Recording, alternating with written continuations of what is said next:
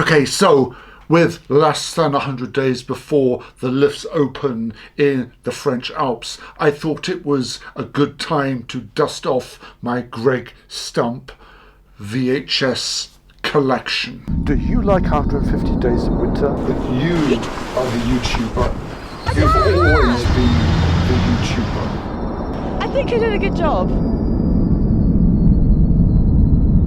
Now, for those who have been following my channel will know that back in season 3, I reviewed all 8 Greg Stump films.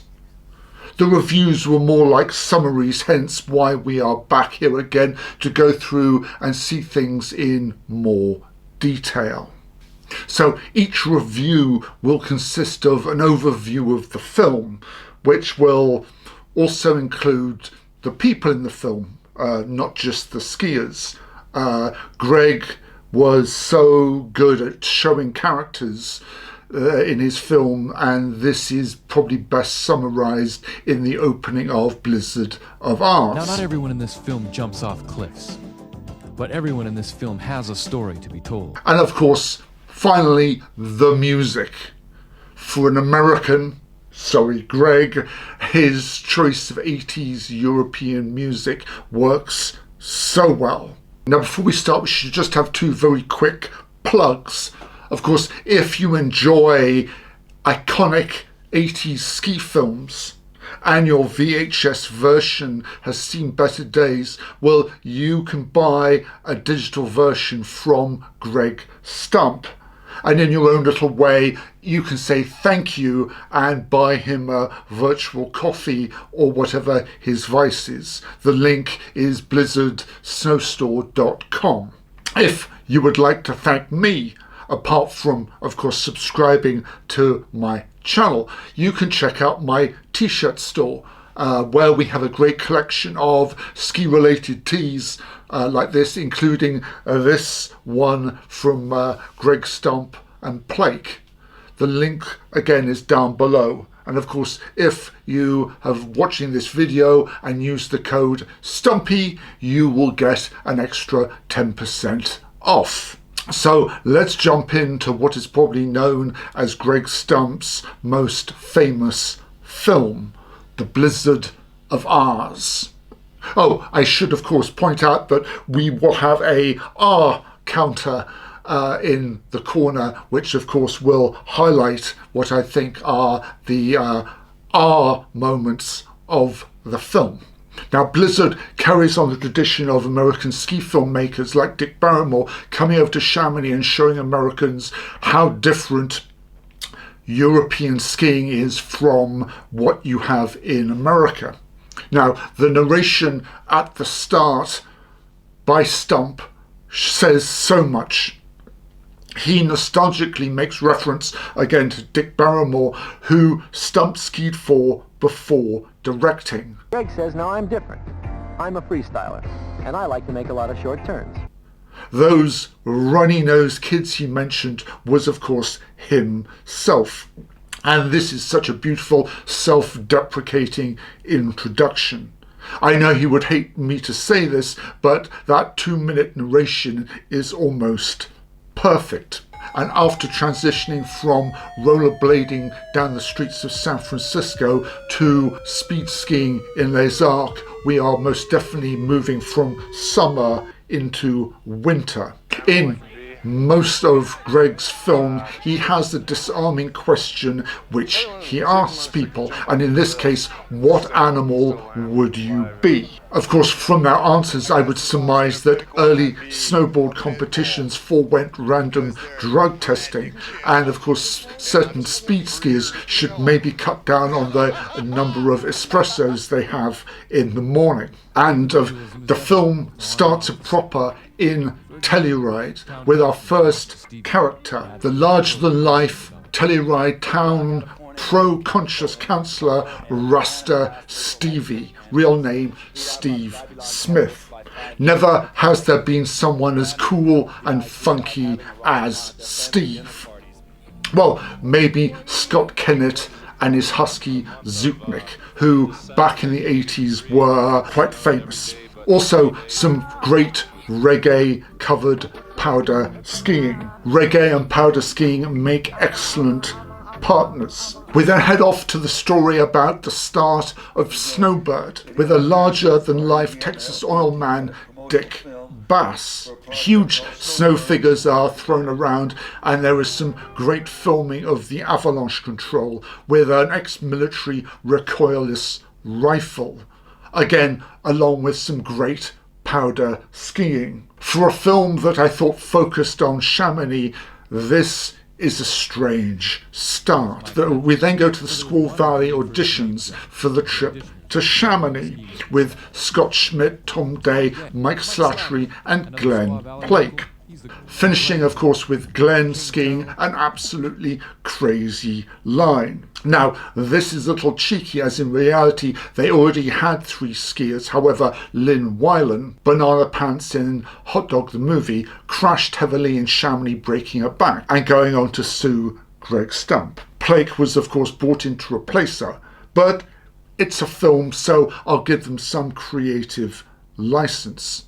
However, finally we get introduced to Chamonix in the year 1988. And the Stump Benedict cinematography goes into overdrive, showing Chamonix from every angle, from our stars drinking coffee at the once iconic Grand Café in the centre of town to the peaks and couloirs of Chamonix Valley, with the vocals of Claudia Brücken in the background. One word, goosebumps, but more about the music later. Now, of course, at this moment, I could, of course, just sit through 20 minutes of what is just excellent skiing and music in Chamonix Valley. However, we then go on to meet another character, their guide, Murray Ball, with a nice off-the-cuff Star Wars reference. We see a mixture of normal skiing in the Grand Monte and extreme skiing around the Vallée Blanche off the Aiguille Midi. I should note that this isn't jumping off cliffs like in the audition. This is more an offshoot of what the French would call le ski extrême. Skiing a very steep and narrow slope, jump turns, something that isn't really filmed nowadays as it's not flamboyant. There are no backflips or 360s. Skiing the couloir poubelle off the Aiguille Midi is a great example. As well as seeing Schmit ski it excellently, you can also hear the grunts just to show how tricky it is. And of course, especially when Plake performs the recovery of the century after almost crashing into Hattrup. Now, as a film geek, I would also love to know what type of lens he filmed this in. As he pulls out, you see just how far away the camera is based, almost down in the middle of the Vallée Blanche. As a bit of light-hearted relief and in the power of threes, throughout the film there is a repeating skit titled Wheel of Destruction, where local bouncer Cookie the Swede displays his proficiency at wiping out on his snowboard. I think his real name is Bjork. We are then, of course, also introduced to 2 great ski icons, Verbier residents, photographer Mark Shapiro and John Faulkner, an excellent telemarker.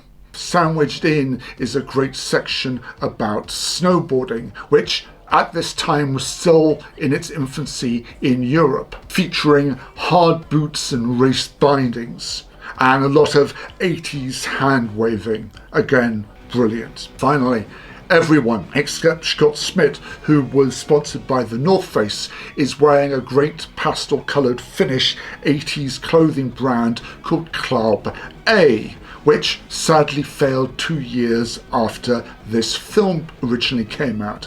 I remember trying to find some back in the 90s unsuccessfully, but it shows great 80s colours. So how do you end a film like this? Well, you have Schmit and Plake skiing almost impossible couloir at the top of the Grand Monte, each in their own impeccable style.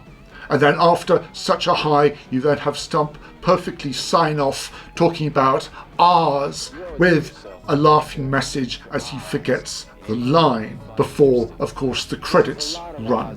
Now, let's talk about the music. Greg Stump and the owners of ZTT Records shared a passion for skiing, and judging by the comments on most of these tracks on YouTube, a large number of people were introduced to these European bands through Greg's films. Now, if you want to go back and check out some of these albums, here is my go-to list. We have the band ACT, ACT, whose music is all throughout this film, featuring, of course, the dulcet tones of Claudia Brücken. Suffice to say, the album Tears, Laughter and Rage must be checked out. Claudia also appears in German synth-pop band Progaganda and their album A Secret Wish. Again, seminal, must listen to. Then, of course, we have English band Frankie Goes to Hollywood from their album Liverpool.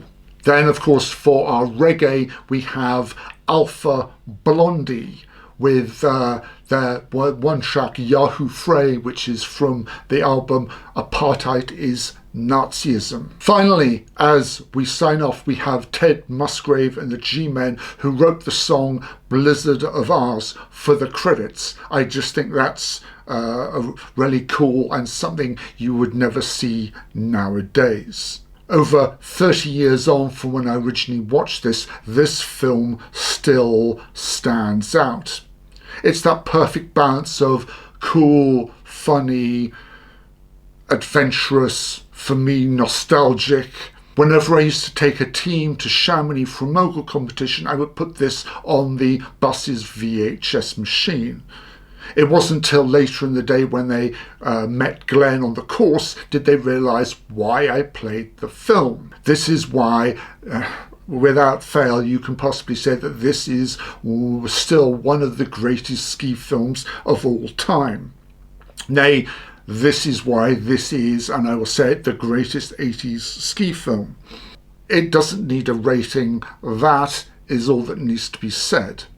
Again, if you want to buy the digital version, the link is down below. Buy a t-shirt, link is also down below. I would love to hear any comments you have. Subscribe, like, and I will see you in the next review, which will probably be Groove Requiem in the Key of Ski. And until then, I will see you in the next review. Ciao.